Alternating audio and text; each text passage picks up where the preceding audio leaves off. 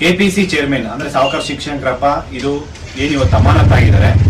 ಬರೀ suspend we are not acceptable. ಯಾಕೆ ಅಂತಂದ್ರೆ ಇವರು ಅಲ್ಪ ಸ್ವಲ್ಪ ಕರಪ್ಷನ್ ಮಾಡಿಲ್ಲ, 100 ಕೋಟಿ ಆಸ್ತಿ ಮಾಡಿದ್ದಾರೆ, 100 ಜನಕ್ಕೆ ಕೆಲಸ ಕೊಟ್ಟಿರೋಂಥದ್ದು, ಎಲ್ಲರಿಗೂ ಕೆಲಸ ಕೊಟ್ಟು ಕರಪ್ಷನ್ ಮಾಡಿ ಕೊನೆಯದಾಗಿ ಇವ್ರ ಮಕ್ಳಿಗೆ ಕೆಲಸ ಕೊಟ್ಟಿರೋದು. ಅಂದ್ರೆ ಇಂಡಸ್ಟ್ರಿಯಲ್ ಎಕ್ಸ್ಟೆನ್ಷನ್ ಆಫೀಸರ್ ನೋಟಿಫಿಕೇಶನ್ ಅಲ್ಲಿ ಇವ್ರ ಮಕ್ಳದ್ದು ಬರೀ 40,000 ಇನ್ಕಮ್ ತೋರಿಸಿ ಕ್ರಿಮಿಲೇಯರ್ ಅಲ್ಲಿ ಇವ್ರದ್ದು ಇನ್ಕಮ್ ಎಷ್ಟಿದೆ ಅಂತಂದ್ರೆ ಮೋರ್ ದೆನ್ 40 lakhs ಇದೆ.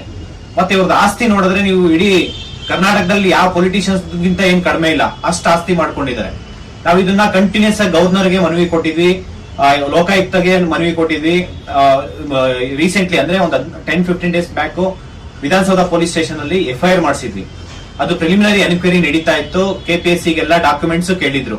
ಅದಾದ ನಂತರ KPSC ಸೆಕ್ರೆಟರಿ ಜ್ಯೋತಿ ಮೇಡಮ್ ಅವರು ಕೂಡ ಇದನ್ನ FIR ಮಾಡಿಸಿದ್ರು 2 days ಬ್ಯಾಕ್. ಇವತ್ತು ಏನ್ ಅಮಾನತಾಗಿದೆ ಗವರ್ನರ್ ಕಡೆಯಿಂದ KPSC ಚೇರ್ಮನ್ ಅಮಾನತ್ತು, ಈ ಒಂದು ಸಸ್ಪೆನ್ಷನ್ಗೆ ವಿ ಆರ್ ನಾಟ್ ಅಕ್ಸೆಪ್ಟಬಲ್. ಯಾಕೆ ಅಂತಂದ್ರೆ ಇವರು ಒಂದು ರಿಸೈನ್ ಮಾಡಿಸಿ ಸೀದಾ ಜೈಲಿಗೆ ಕಳಿಸ್ಬೇಕು. ಇಂಥವ್ರಿಗೆ ಪಬ್ಲಿಕ್ ಅಲ್ಲಿ ಹ್ಯಾಂಗ್ ಮಾಡ್ಬೇಕು, ಇಂಥವ್ರಿಗೆ ಜೀವಾವಧಿ ಶಿಕ್ಷೆ ಕೊಡಬೇಕು. ಯಾಕೆ ಅಂತಂದ್ರೆ ಇವತ್ತು ಲಕ್ಷಾಂತರ ವಿದ್ಯಾರ್ಥಿಗಳ ಭವಿಷ್ಯನ ಬೀದಿಗೆ ತಗೊಂಬಂದಿರೋಂತ ಕಾರಣ KPSC ಚೇರ್ಮನ್ ಮತ್ತೆ ಮೆಂಬರ್ಸ್. ನಾನು ಇಬ್ರು ಮೆಂಬರ್ಸ್ ಮತ್ತೆ ಒಬ್ರು ಚೇರ್ಮನ್ ಮೇಲೆ FIR ಮಾಡಿಸಿದ್ದು.